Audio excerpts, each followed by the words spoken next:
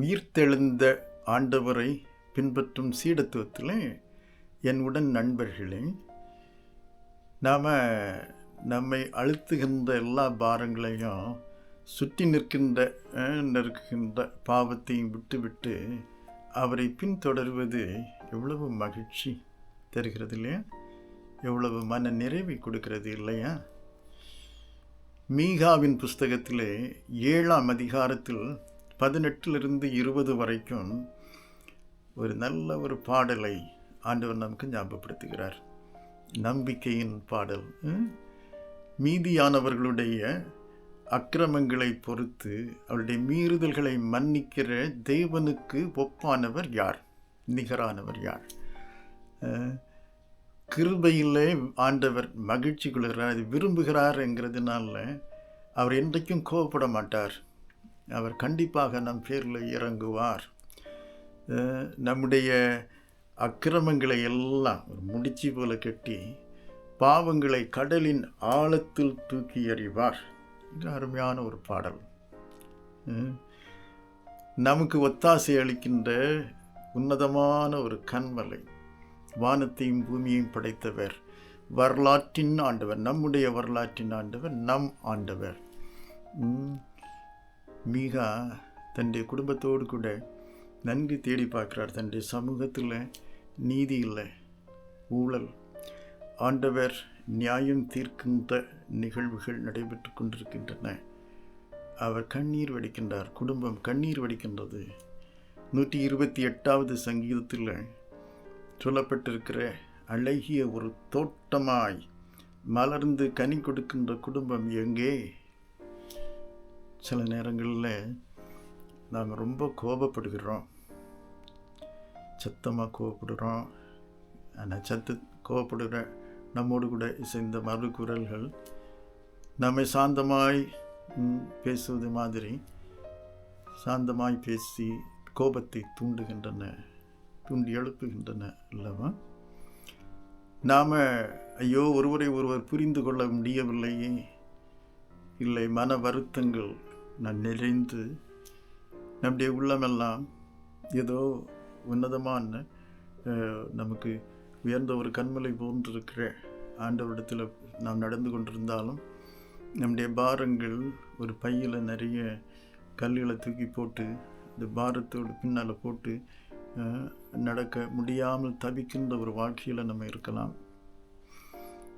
ஆண்டவர் நம்முடைய பாரங்களை அப்படியே தூக்கி கடலில் வீசுகிறார். பாவங்களை எண்ணியே பார்க்க மாட்டாராம். அவர் வானத்துக்கு பூமிக்கு வானம் எவ்வளோ உயரமோ அந்த அளவிற்கு கிருபையை கொடுக்கிறவர். மேற்குக்கும் கிழக்குக்கும் எவ்வளவு தூரமோ அந்த அளவிற்கு அவர் நம்முடைய பாவங்களை நம்மை விட்டு விலகச் செய்கிறவர் என்று சங்கீதம் 103 அதில் நாம் பார்க்கணும். தகப்பன் தன்னுடைய பிள்ளைகளுக்கு இறங்குறது போல கர்த்தர் தமக்கு பாய்ந்தவர்களுக்கு, மீதியானவர்களுக்கு, உண்மையை காத்து ஆண்டவரை பின்பற்றுகின்ற அதற்கென்று அர்ப்பணிக்கின்றவர்களுக்கு இந்த கிருபையை கர்த்தர் கொடுக்கின்றார். கிருபையினால், இரக்கத்தினால் ஆண்டவர் தனித்தனியாக நம்மளை அழைத்து மந்தையில் சேர்க்கிற அதே ஆண்டவர் மீந்திருக்கிறவர்களுக்கு தனி கிருபையை தொடர்ந்து பாராட்டுகின்றார். இன்றைக்கு நாம் இந்த கடலில் இந்த வந்தால் கூட அந்த அலைகள், இந்த பாவத்தை தூக்கி மூட்டையை போட்டு கடலில் போட்டாலும் அந்த அலைகளினால் வந்தால் கூட நம்ம கலங்க தேவையில்லை. ஏன்னால் நாம் அந்த கடற்கரை ஓரத்தில் நடக்கிறது மாதிரி நடக்கிற வாழ்வில் இருந்த நம்முடைய தடயங்களை, பாவத்தின் தடயங்களை கூட அவர் அளிக்கின்ற வகைகள் அந்த அலைகள் செயல்படும் அல்லவா? இந்த அளவிற்கு முற்றிலுமாய் நம்முடைய பாவங்களை நம்மை விட்டு மாற்றுகிற ஆண்டவர். அன்றைக்கு பார்வோன் எகிப்தில் அடிமைத்தனத்திலிருந்து அடிமையாக வைத்திருந்த மக்களை ஆண்டவர் விடுவிக்கும் பொழுது எதிர் சூழ்நிலைகளை எல்லாம் இந்த கடலின் ஆழத்தில் போட்டு விட அனுமதித்ததை போன்று ஆண்டவர் நமக்காக நம் உள்ளங்களிலும் நம்முடைய வாழ்வு சூழல்களிலும் அவர் செய்கின்றார். ஆண்டவர் சொல்லுவார், சரி நான் உங்களை மன்னிக்கிறேன், ஆனால் நீங்கள் அந்த மன்னிப்பை ஏற்றுக்கொண்டு மகிழ்ச்சியோடு வாழ்கிறீங்களா? இல்லை, பாவ மூட்டை இன்னும் இந்த ஒரு லிஃப்ட் கிடைச்சாலும் அதுக்கு அந்த லாரியில் நம்ம பின்னால் மூட்டை வச்சுக்கிட்டே இருக்கிறது மாதிரி அப்படி வைத்து கொண்டிருக்கிறோமா? இல்லை, நான் பிறரை மன்னிக்கிறோம், ஆனால் எனக்கு உள்ளத்தில் கசப்பு வைராக்கியம் இருக்கிறதா? ஆண்டவர் சொல்லுவார் பேதுருவிட்ட, பேதுரு வருகிறார், ஆண்டவரே நான் எத்தனை தடவை மன்னிக்கணும் என் சகோதரனை? சாதாரணமாக 3 முறைன்னு சொல்லுவாங்க, நான் அதுக்கு டபுள் டைம் 3 6 + 1 இன்னும் 1 7 தடவை மன்னித்தா போதுமா ஆண்டவரே என்று கேட்கிறார். ஆண்டவர் சொல்கிறார் 70 தரம் மல்டிப்ளை, எவ்வளவு தூரம் கம்ப்ளீட்டாக மன்னிக்க வேண்டும். ஆண்டவரை அறிந்து அவரை பின்பற்றுகின்ற நாம் நம்முடைய சகோதரர்களை எப்படி மன்னிக்கிறோம்? மன்னிப்பு என்கிறது கணக்கு போட்டு பார்ப்பதில்லை. ஆண்டவர் நம்முடைய தவறுகளை ரெக்கார்ட் பண்ணி வைக்கிறதில்லை. அது ஒரு வாழ்வு முறை. மன்னிக்கிறதில்ல நம்ம முந்திக்கொள்வோம், பிந்தக்கூடாது.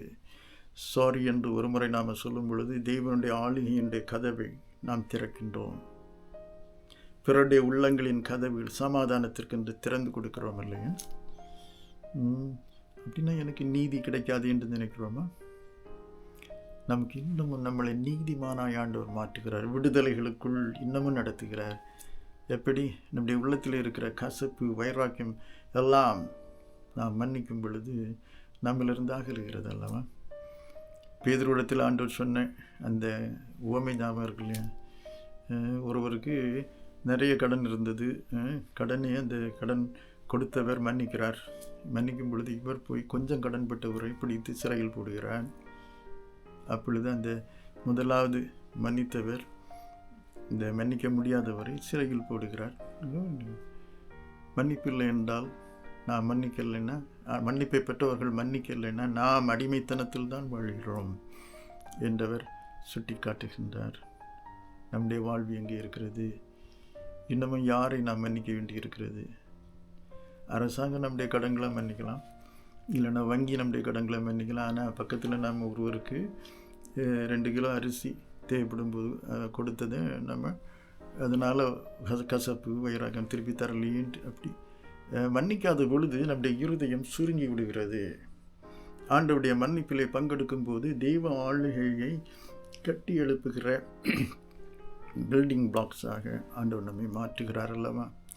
கண்மூடி ஆண்டவருடைய கருத்தில் நம்மை ஒப்பு கொடுப்போம், ஜெபிப்போம். அன்பின் ஆண்டவரே,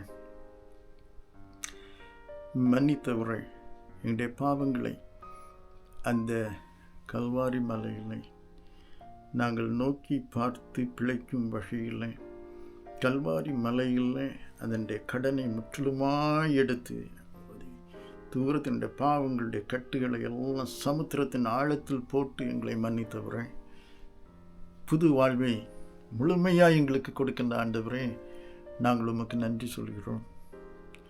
இன்றைக்கு கூட ஆண்டவர் அந்த மன்னிப்பில் பங்கெடுக்கிற நாங்கள் உண்மையிலேயே முழுமையாய் பங்கெடுக்கத்தக்கதாய் ஒருவரை ஒருவர் மன்னிக்க எங்களுக்கு உதவி செய்யும். ஒவ்வொரு நாளிலும் நீர் கற்றுத்தந்த இந்த சீடத்துவ ஜபத்தை பண்ணும் பொழுது பிறருக்கு எங்களுடைய கடன்களை நாங்கள் மன்னிக்கிறது போல் எங்கள் கடன்களை மன்னியும் என்று சொல்கிறோம். அந்த வாழ்வில் நீர் எங்களுக்கு தொடர்ந்து பங்கை தாரும். நம்முடைய ஆளுகை வரட்டும், நம்முடைய சித்தம் எங்களிலே நிறைவேறட்டும். ஆளுகை, வல்லமை, மகிமை என்றென்றைக்கும் உமக்கே உரியது. ஆமேன், ஆமேன்.